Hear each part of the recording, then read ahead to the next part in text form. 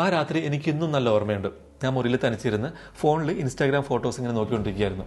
എൻ്റെ കൂട്ടുകാരെല്ലാവരും പുറത്തു പോയതാണ്. അവർ ചിരിക്കുന്നു, തമാശ പറയുന്നു, ഫോട്ടോസ് എടുക്കുന്നു, പരസ്പരം ടാഗ് ചെയ്യുന്നു. പക്ഷെ എന്നെ ആരും വിളിച്ചിട്ടില്ല, എന്നോട് പറഞ്ഞത് പോലുമില്ല.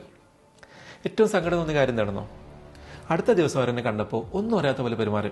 എടാ അതുണ്ടല്ലോ, പിന്നെ ഞങ്ങൾ പെട്ടെന്ന് പ്ലാൻ ചെയ്താ, അല്ലെങ്കിൽ നീ ബിസി ആയിരിക്കും എന്ന് വിചാരിച്ചു, കൊണ്ടാ വിളിക്കാൻ ഞാൻ എന്നൊക്കെ അവർ പറഞ്ഞു. ഞാൻ വെറുതെ ഒന്ന് ചിരിച്ചു, തലയാട്ടി. പക്ഷെ ഉള്ളിൻ്റെ ഉള്ളിൽ എന്തോ ഒന്ന് മാറുകയായിരുന്നു. ആ നിമിഷം വേദനയോടെ ഒരു കാര്യം ഞാൻ തിരിച്ചറിഞ്ഞു. നമ്മളോടൊപ്പം ഒരേ മേശയിൽ നിന്ന് ഭക്ഷണം കഴിക്കുന്നവരെല്ലാം, അല്ലെങ്കിൽ തോളിൽ കൈയിട്ട് നടക്കുന്നവരെല്ലാം നമ്മുടെ നന്മ ആഗ്രഹിക്കുന്നവരല്ല. ചിലർ നമ്മളെ പഠിക്കാൻ വേണ്ടി മാത്രം കൂടെ നിൽക്കുന്നവരാണ്. ഇന്ന് നമ്മൾ സംസാരിക്കാൻ പോകുന്നത് ഒരാൾക്ക് നിങ്ങളോട് രഹസ്യമായി വെറുപ്പുണ്ടെങ്കിലും അവർ കാണിക്കുന്ന ചില സൂചനകളെ കുറിച്ചാണ്.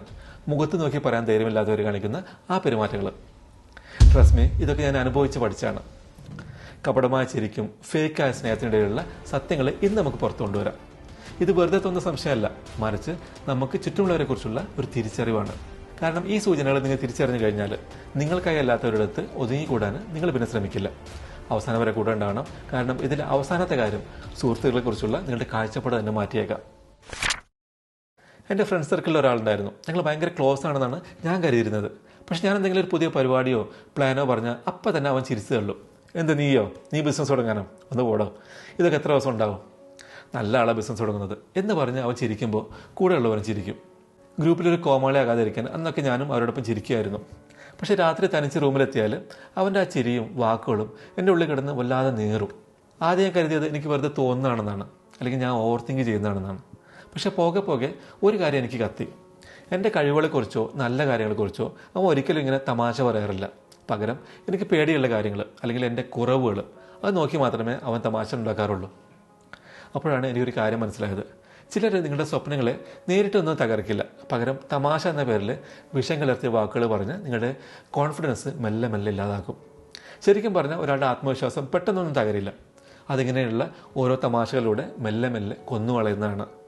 നിങ്ങളുടെ കൂടെ നിൽക്കുന്നവർ നിങ്ങളുടെ സ്വപ്നങ്ങൾക്ക് തണലാകണം, അല്ലാതെ അതിൽ തുളയിടുന്നവരാകരുത്, അത് നശിപ്പിക്കുന്നവരാകരുത്. ഒരിക്കലും ഒരു പ്രൊജക്റ്റിന് വേണ്ടി ഞാൻ ശരിക്കും കഷ്ടപ്പെട്ടു. ഉറക്കമില്ലാത്ത രാത്രികൾ, ഒരുപാട് സാക്രിഫൈസ്, ഒടുക്കത്തെ സ്ട്രെസ്സും എല്ലാം സഹിച്ച് ആ സംഗതി ഞാൻ സക്സസ് ആക്കി. എന്നിട്ട് ഞാൻ ഏറ്റവും വിശ്വസിച്ച ഒരാളുടെ അടുത്ത് നിന്ന് ഇത് കാണിച്ചു. അവനത് നോക്കിയിട്ട് ചിരിച്ചുകൊണ്ട് പറയാണ്, കൊള്ളാരടാ, ഇത് ശരിക്കും നന്നായിട്ടുണ്ടല്ലോ, നിൻ്റെ അടുത്ത് നിങ്ങളൊന്നും ഞാൻ സത്യത്തിൽ പ്രതീക്ഷിച്ചില്ല കേട്ടോ.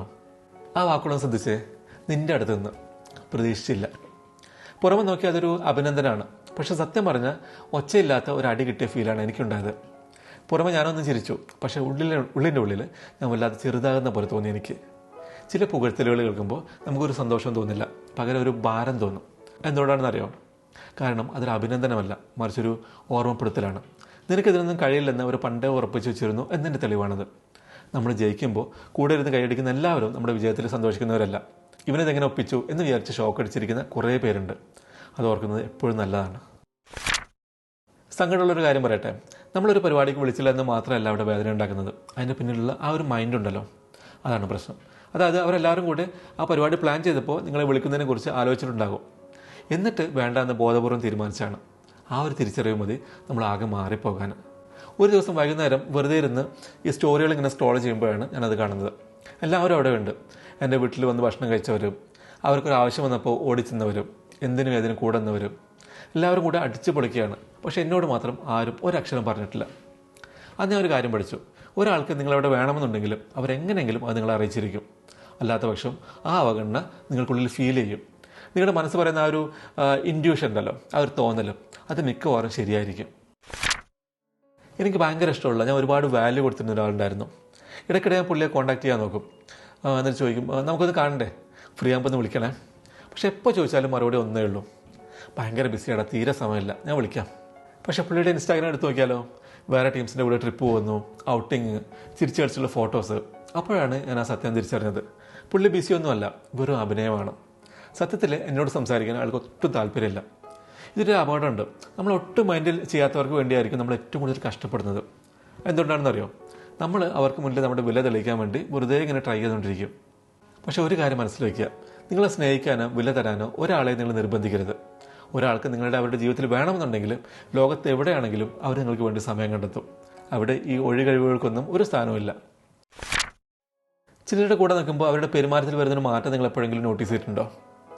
ബാക്കിയുള്ളവരോടൊക്കെ അവർ ഭയങ്കര ചിരിയും കളിയായിരിക്കും. പക്ഷെ നമ്മുടെ അടുത്ത് വരുമ്പോൾ മാത്രം ആ ആവേശം അങ്ങ് പോകും, അല്ലെങ്കിൽ ചെറുതാവും, ഒരു താല്പര്യമില്ലാതെ മട്ടും.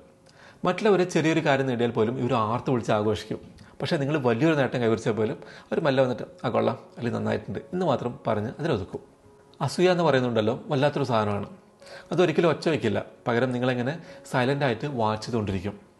സത്യത്തിൽ ചിലർക്ക് നിങ്ങളുടെ വെറുപ്പ് വന്നാൻ കാരണം നിങ്ങൾ അവരെ ഉപദ്രവിച്ചുകൊണ്ടൊന്നുമല്ല, മറിച്ച് നിങ്ങൾ ഓരോ ദിവസവും വളരുന്നതുകൊണ്ടാണ്. നിങ്ങളുടെ ഡിസിപ്ലിനും കഷ്ടപ്പാടും കാണുമ്പോൾ അവർക്ക് അവരോട് തന്നെ ഒരുതരം ദേഷ്യം തോന്നുന്നുണ്ടാവും. അവർ വെറുതെ ഇരുന്നിടത്ത് നിങ്ങൾ ഓടി ജയിക്കുകയാണല്ലോ എന്ന് ഓർക്കുമ്പോൾ അവർക്കത് സഹിക്കാൻ പറ്റില്ല. നിങ്ങളോടൊപ്പം ഓടിയെത്താൻ കഴിയില്ലെന്ന് ഉറപ്പാക്കുമ്പോൾ അവർ ചെയ്യുന്ന ഒരേ കാര്യം എന്താണെന്നോ, നിങ്ങളിൽ നിന്ന് പതുക്കെ ഡിസ്റ്റൻസ് കീപ്പ് ചെയ്യുക എന്ന് മാത്രം. ഇത് ശരിക്കും ചങ്കിൽ കൊള്ളുന്നൊരു കാര്യമാണ്.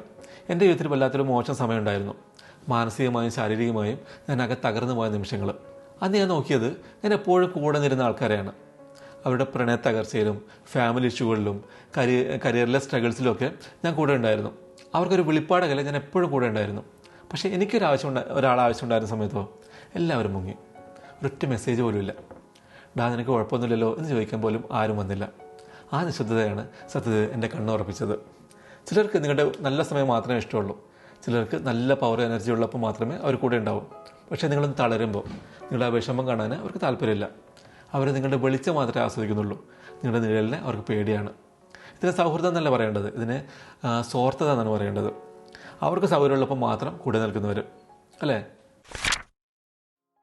വിശ്വസിച്ച് ഒരാളോട് നമ്മളൊരു കാര്യം പറഞ്ഞു, പക്ഷേ അത് മറ്റൊരാൾ വളച്ചൊടിച്ച് നാട്ടിലാകെ പാട്ടാക്കി എന്നറിയുമ്പോൾ ഉള്ളൊരവസ്ഥ ഉണ്ടല്ലോ, അത് പറഞ്ഞറിയിക്കാൻ പറ്റില്ല, അല്ലേ? ഞാൻ അനുഭവിച്ചതാണ്. ഞാൻ ഒരാളോട് മാത്രം ഷെയർ ചെയ്ത എൻ്റെ പേഴ്സണൽ കാര്യങ്ങൾ വേറെ ആൾ വന്ന് എൻ്റെ മുഖത്ത് നോക്കി പറയുന്നത് കേട്ടപ്പോൾ ഞാൻ ശരിക്കും ഷോക്കായിപ്പോയി. നമ്മൾ ഒരാളോട് മാത്രം പറഞ്ഞ കാര്യങ്ങൾ മറ്റുള്ളവർക്ക് അതൊരു വെറും ചർച്ചാ വിഷയം മാത്രമാണ്. അന്ന് ഞാൻ ഒരു കാര്യം പഠിച്ചു, എല്ലാവരോടും എല്ലാം തുറന്നു പറയാൻ നിൽക്കരുത്. കാരണം ഈ ഗോസിപ്പ് എന്ന് പറയുന്നത് ഒരു വർത്തമാനമല്ല, അത് സ്നേഹം അഭിനയിച്ച് കൂടെ നിന്ന് ചെയ്യുന്ന പച്ചയായ ചതിയാണ്. പിന്നെ ഒരു കാര്യം എപ്പോഴും ഓർക്കുക, ഒരാൾ വേറെ ആളെക്കുറിച്ച് നിങ്ങളുടെ അടുത്ത് നിന്ന് കുറ്റം പറയുന്നുണ്ടെങ്കിൽ ഉറപ്പിച്ചോളൂ, അയാൾ നിങ്ങളെക്കുറിച്ചും മറ്റുള്ളവരോട് തീർച്ചയായും കുറ്റം പറയുന്നുണ്ടാവും. അനുഭവമല്ലേ? ഇതൊന്നും കേട്ടിട്ട് നമുക്ക് ചുറ്റുമുള്ള എല്ലാവരെയും സംശയത്തോടെ നോക്കണം എന്നല്ല ഞാൻ പറയുന്നത്. പക്ഷേ നമ്മുടെ ജീവിതത്തിലേക്ക് ആരെ കയറ്റണം, ആരെ മാറ്റി നിർത്തണം എന്ന കാര്യത്തിൽ നമുക്കൊരു സെലക്ഷൻ വേണം. സത്യം പറഞ്ഞാൽ നമ്മളെ കൂടെ കൂട്ടുന്ന എല്ലാവരും നമ്മുടെ കൂടെ വളരണമെന്ന് നിർബന്ധമൊന്നുമില്ല. പലർക്കും നിങ്ങളെ ആ പഴയ പാവമായി കാണാനാണ് ഇഷ്ടം. അതായത് ഒന്നിനും മറുത്തു പറയാത്ത, ആരെയും ചോദ്യം ചെയ്യാത്ത, ഒരിടത്ത് തന്നെ തളച്ചിട്ട പഴയ നിങ്ങൾ, അതാണ് അവർക്ക് കംഫർട്ട്. പക്ഷേ നിങ്ങൾ എപ്പോഴാണോ സ്വയം മാറാൻ തുടങ്ങുന്നത്, എപ്പോഴാണോ ജീവിതത്തിൽ ഓരോ പടികൾ കയറാൻ നോക്കുന്നത്, അപ്പോൾ ചില ബന്ധങ്ങൾ തനിയെ അങ്ങില്ലാതാകും. അത് സങ്കടപ്പെട്ട് ഒരു കാര്യമില്ല, കാരണം അതൊക്കെ അവിടെ തീരേണ്ടവയായിരുന്നു. ഒരു കാര്യം എപ്പോഴും ഓർക്കുക, നമുക്ക് വളരണമെങ്കിൽ ചില വേർപിരിവുകളിൽ ആവശ്യമാണ്. ഉയരങ്ങളിലേക്ക് പറക്കണമെങ്കിൽ ചിലരിൽ നിന്ന് നമ്മൾ ദൂരം പാലിച്ചേ പറ്റൂ. അത് സ്വാർത്ഥതയല്ല, അത് നമ്മുടെ അതിജീവനമാണ്.